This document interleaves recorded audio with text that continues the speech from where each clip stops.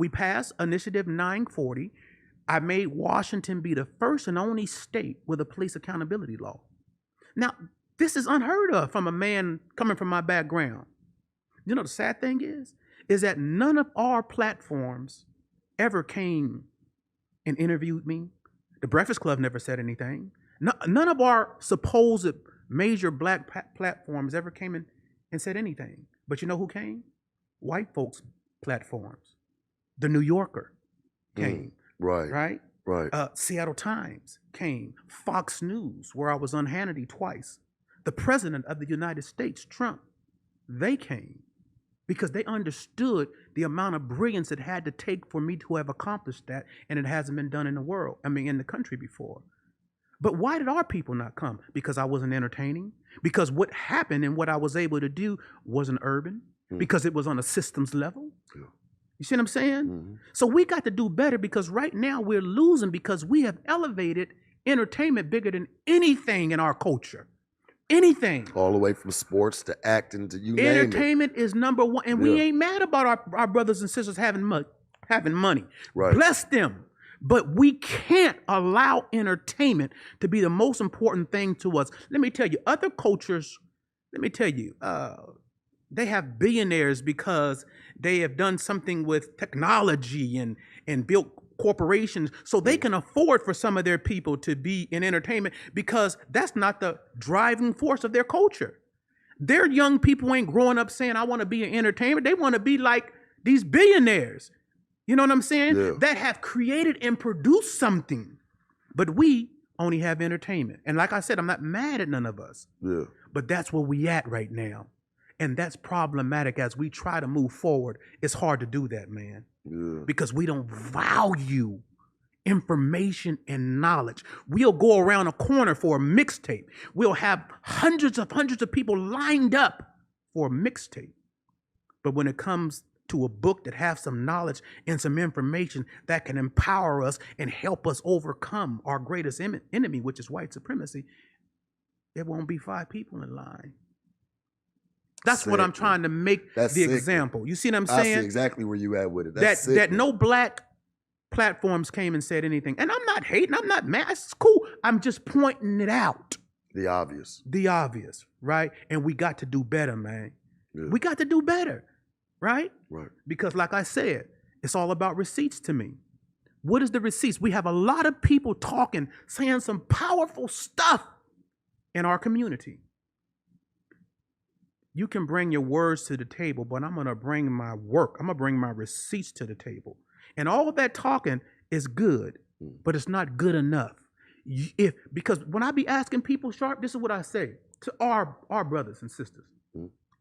Has your philosophy changed your community? Has it changed your city? Has it changed your state? Well, why are you out here trying to sell your philosophy to our people when you haven't impacted your own community with it? So when I'm talking, I'm bringing the receipts. This is what my information has been able to provide. Here are the receipts, because I love our people enough to give them something solid and not just trying to sell them on pretty talk. Right. And I do talk good, but I got these receipts, Sharp. Yeah. You feel me, man? I feel it, man. Yeah, man. I feel it. Please believe. How long have you been an activist or a street czar? How long have you been with that? Listen, my brother got killed by the Seattle police 2016. My brother's name is Shay Taylor. My little brother. He had did 22 years. He got out 16 months after. They executed my brother. Video, they got the video of it and everything. That broke my heart. That's my little brother. You know, that's like my son to me. It was the apple of my eye. And they killed my brother. And I say, everybody got to pay. You kill my little brother, everybody got to pay. So I left LA and went up to Seattle, Washington.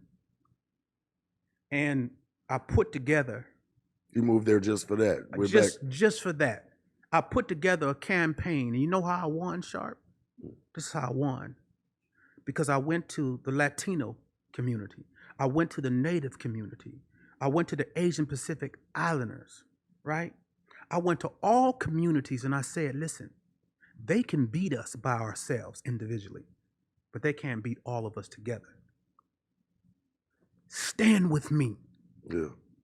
They didn't care about my background or nothing because I had the strategy. And then I took families from each one of those communities, man, and I put their voices at the forefront of the movement. So they seen white families, they seen black families, Asian families, Native families, Samoans. All these families were talking about the same thing that we've been talking about. And I told all these families, even white families, you're not exempt. Because in Washington, we had the worst law in the nation. In Washington, we had a law that said, in order for us to hold a police officer accountable, we had to prove that the police officer had malice.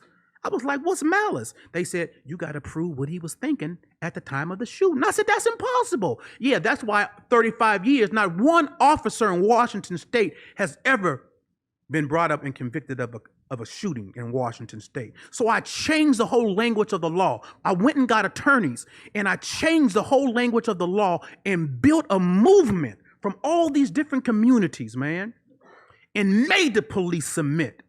And everybody from the governor on down submitted to the initiative. Everybody.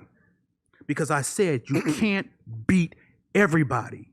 And we won. And we even had the police come and be a part of it. Even the police. The FOP is known for being one of the biggest right-wing leaning police organizations in the country. Even they came. And I built relationships and showed them how to make this work with community. And today, I'm going to say it again, Washington State is the only state with a police accountability law. We passed that in 2018. So other cities have called me, can you help us? Can you give us the blueprint? Right? I can't give you the blueprint. But if you really want some help, I could do it. But the energy and the work that it's going to require is going to require some ends, because it took $6 million to do what we did in Washington State. And I didn't have that kind of money.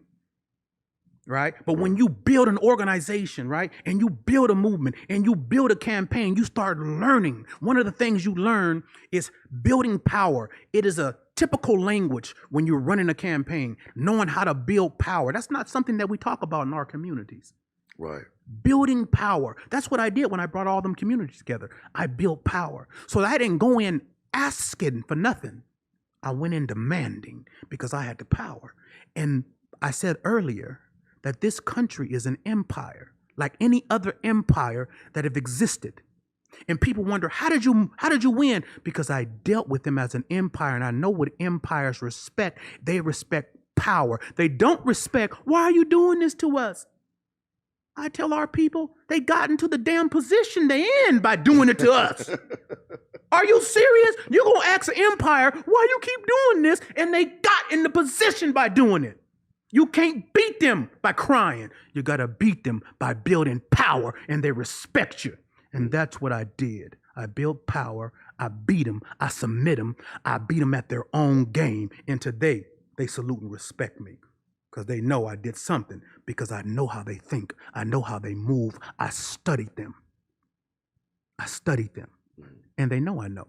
But they're not worried as long as our people are just focused on entertainment and not focused on the information I can share with the receipts. As long as they ain't focused on that, they cool. Well, people feel, and from what I've seen, people feel like information isn't spendable. You can't go to the mall and spend information. You feel me? You know Talk what I'm about saying? it, Sharp. Like that's really what the problem is. People want what they can get their hands on. They feel like, fuck what's going to help me in the future, in the long run, that could set me for a nice life. Mm-hmm. It's no, can I spend it? Can I drink it? Can I smoke it? Can I fuck it? You know what I'm saying? Yeah. If they can't do none of them type of things, people don't want it, man. Man, that's You know what I'm saying? It's crazy. Information is the lowest thing on the market for sale.